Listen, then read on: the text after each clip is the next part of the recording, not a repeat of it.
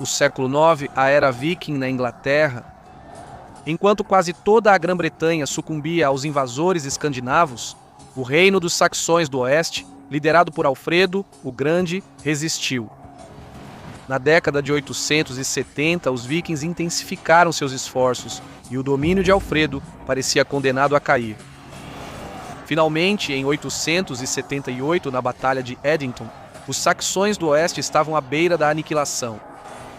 O rei Alfredo liderou suas tropas em uma última resistência. O resultado dessa batalha determinaria o futuro não só do reino dos saxões do oeste, mas de toda a Inglaterra.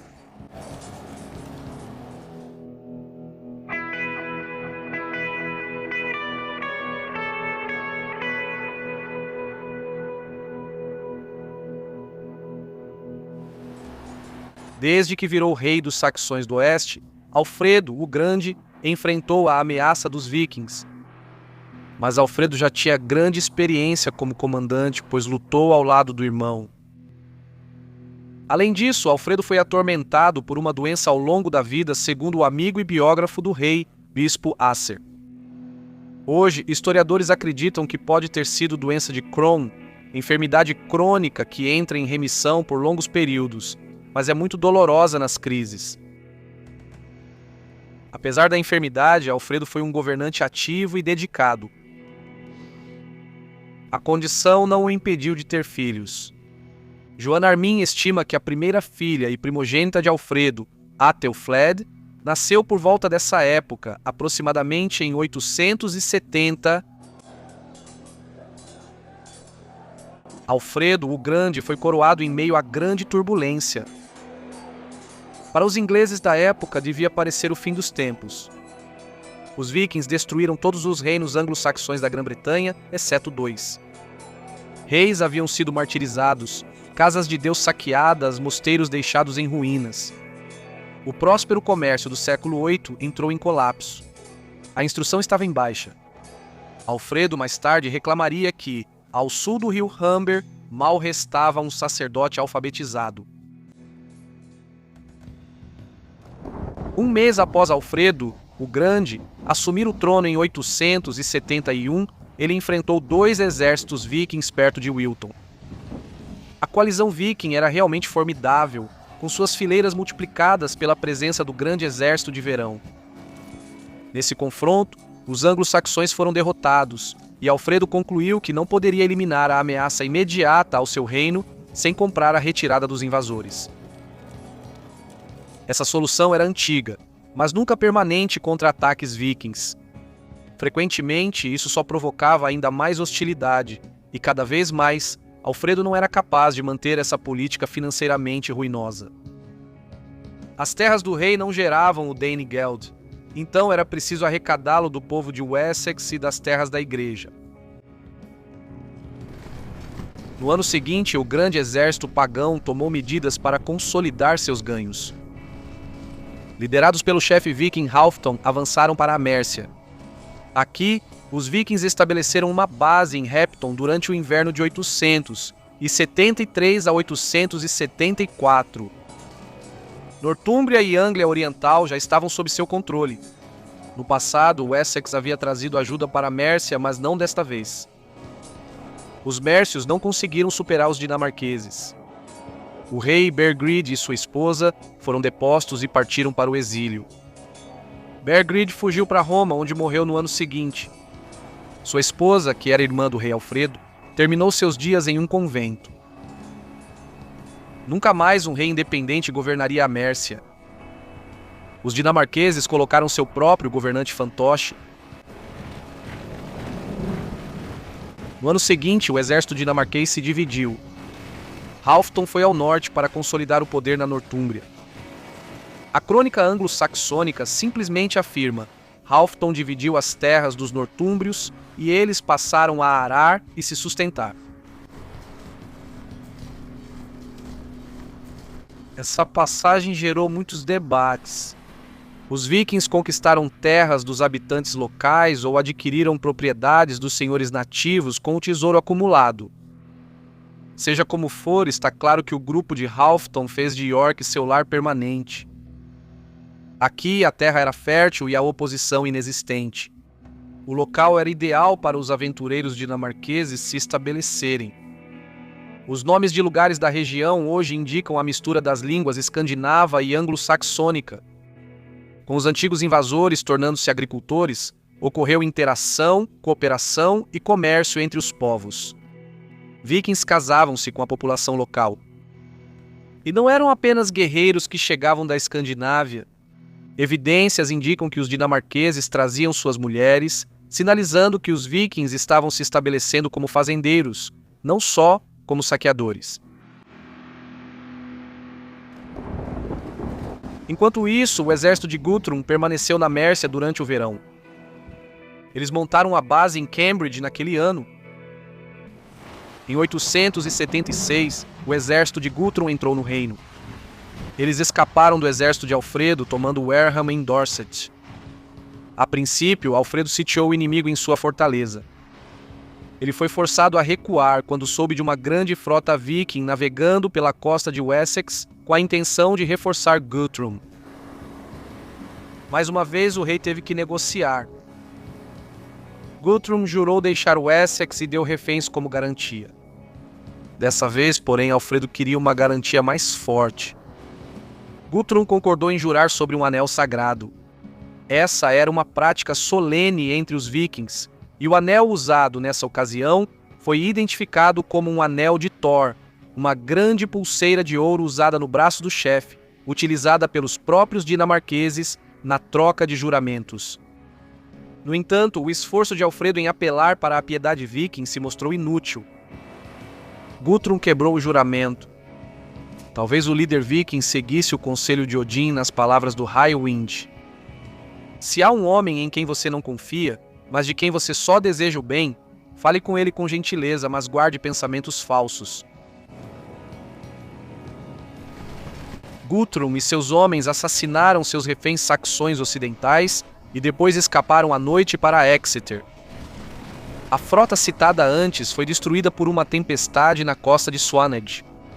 Isso resultou na perda de cerca de 120 navios, um golpe sério para os esforços de Guthrum. Após a tempestade, Alfredo e suas forças acamparam diante de Exeter. O rei recusou-se a atacar a cidade para desalojar os invasores, mas os saxões estavam bem posicionados e Guthrum não conseguiu reabastecer seu exército. Mais uma vez, os dois lados chegaram a um acordo. Depois de aterrorizar o Essex por mais de um ano, Guthrum finalmente se retirou em agosto de 877. Enquanto isso, o descontentamento aumentava entre os saxões ocidentais. Muitos estavam frustrados com a forma como Alfredo lidava com a ameaça viking. O arcebispo da Cantuária escreveu ao Papa, reclamando da prática do rei de pagar tributo aos dinamarqueses.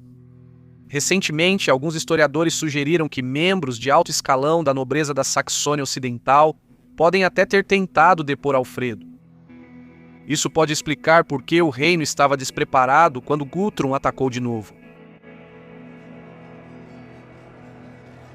O rei comemorava o Natal em Chippenham quando os dinamarqueses chegaram e causaram caos. Os vikings executaram a manobra brilhantemente, pegando todos completamente de surpresa. E se, de fato, o regime de Alfredo estava desmoronando e um golpe estava em andamento, isso teria deixado o rei e seu círculo íntimo ainda mais vulneráveis. A surpresa do ataque, possivelmente junto com a revolta da nobreza da Saxônia Ocidental, não deixou a Alfredo outra opção a não ser recuar para a floresta com sua família e seu séquito pessoal de guerreiros e seguidores.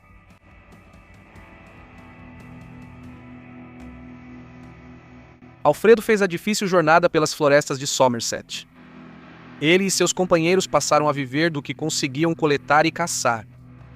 Nos meses rigorosos de inverno, viveram como fugitivos. A Ser descreve o caos quase total desse período. Pela força das armas, os vikings forçaram muitos saxões a navegar para o exterior, tanto pela pobreza quanto pelo medo, e quase todos os habitantes daquela região se submeteram à sua autoridade. Alfredo estava determinado a se recuperar dessa derrota. Após a Páscoa de 878, Alfredo construiu uma fortaleza em Athelney, nos pântanos de Somerset. A partir daqui, ele enviou missões de coleta de informações, tentando animar o espírito do seu povo e descobrir quem atenderia ao seu chamado contra o inimigo. Ele enviou guerreiros para ataques rápidos contra os vikings, que não eram numerosos o suficiente para controlar todo o território. Em maio de 878, com a primavera tornando o mundo verde novamente, Alfredo deixou Athelney e cavalgou até a Pedra de Egberto, a leste de Selwood, em uma grande extensão de floresta. Aqui, o rei encontrou-se com as forças dos condados com cujo apoio ainda podia contar. Acer descreve o alívio dos saxões ocidentais ao verem seu rei. O desespero era geral em Wessex. Mas agora lá estava Alfredo, vivo e reunindo seus homens para revidar. Com informações confiáveis e seu exército reunido, Alfredo agiu de forma decisiva. O rei marchou com seus homens. Guthrum, um excelente comandante por mérito próprio, estava bem ciente dos movimentos de Alfredo. O líder viking preparou suas próprias forças para lidar com a contraofensiva dos saxões do oeste. Guthrum escolheu o local da batalha e posicionou suas forças no topo de uma colina cercada por valas. Isso forçaria Alfredo a lutar morro acima e impediria que os vikings fossem flanqueados. Os saxões ocidentais chegaram a Edington, Wiltshire. Lá encontraram Guthrum e o exército viking. A batalha começou.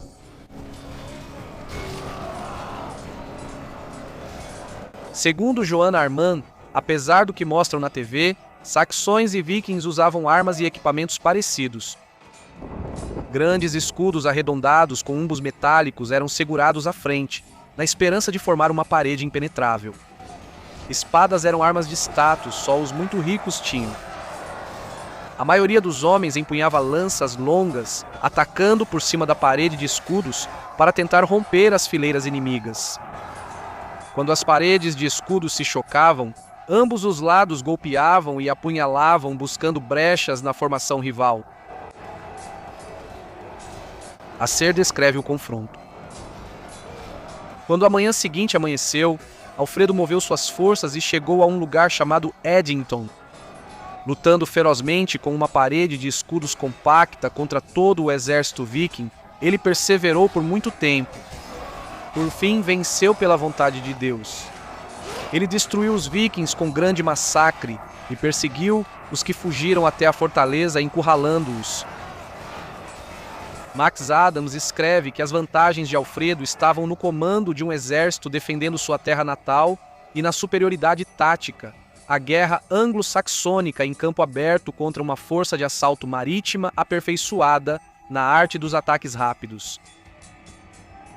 Alfredo perseguiu os dinamarqueses derrotados até sua fortaleza em Chippenham. Os saxões do oeste tomaram o gado do inimigo e se prepararam para um cerco. Após 2 semanas, os vikings capitularam. Guthrum se rendeu completamente nos termos de Alfredo. Os vikings entregaram reféns.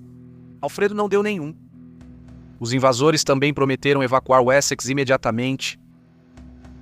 3 semanas depois, perto de Athelney, Guthrum e seus líderes aceitaram o batismo cristão, selando os termos.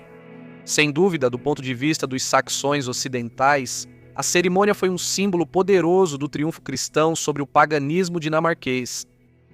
Esse foi um ponto de virada. Acer nos conta que nunca antes os vikings haviam feito uma capitulação desse tipo. O triunfo de Alfredo em Edington alcançou nada menos do que a salvação de seu reino. Ele esteve à beira de perder tudo, mas essa vitória restaurou sua posição. Sem dúvida, Alfredo percebeu que a ofensiva viking visava conquistar totalmente o Wessex. Ele sabia que só restava lutar e obter uma vitória completa. O real desenrolar da batalha é incerto para historiadores, mas Alfredo e seus homens sem dúvida corresponderam ao desafio. Os saxões do oeste possivelmente tinham vantagem numérica sobre o exército de Guthrum, pois as forças vikings pareciam menores que em ataques anteriores. Após a vitória dos saxões do oeste em Edington, o exército viking deixou Chippenham. No ano seguinte, eles voltaram à Anglia Oriental, onde se estabeleceram e dividiram terras. Isso marca a fase final do estabelecimento do Danelaw, territórios ingleses sob domínio viking. Insatisfeitos em só cobrar tributos das populações locais, os dinamarqueses passaram a tentar impor seu domínio político. A subjugação total da ilha foi impossível, então consolidaram o domínio no leste e norte da Inglaterra. Estruturas políticas dinamarquesas deixaram influência duradoura, embora sutil, nessas regiões. Enquanto isso, a vitória de Alfredo em Edington marcou o início de um período de alívio para o reino de Wessex, que duraria durante toda a década de 880. Alfredo aproveitou ao máximo essa situação. Ele reconheceu que seu reino não estava pronto para as devastações dos dinamarqueses. Imediatamente, ele implementou programas de reforma militar, cultural e civil que transformaram e fortaleceram Wessex. Esse período provou que Alfredo era mais que um comandante capaz, sendo também um governante sábio e criativo. Suas inovações não só fortaleceriam seu povo contra futuras agressões vikings, mas também elevariam a vida intelectual e espiritual dos saxões ocidentais. Aprenda mais sobre isso no próximo vídeo. Além disso, um agradecimento especial a Zach T., Mark, George Yankovic e Alessandro por apoiarem este canal no Patreon. Apoie o Real Crusades History tornando-se apoiador no Patreon. Apoiadores do Patreon de $3 podem acessar o Discord do RCH. Estou criando uma série de drama histórico em live action sobre as cruzadas chamada Knights of the Cross, disponível exclusivamente no novo serviço de streaming christianchannel.com. Vocês podem nos ajudar a tornar isso realidade. Clique no link abaixo, acesse christianchannel.com e faça uma assinatura de 1 ano. Use o código promocional NIGHTS. Você recebe 10% de desconto e sua assinatura apoia o financiamento de Knights of the Cross, um projeto empolgante. Esta é nossa oportunidade de finalmente criar uma representação fiel e impactante das cruzadas. Ajude-nos a realizá-la clicando no link abaixo.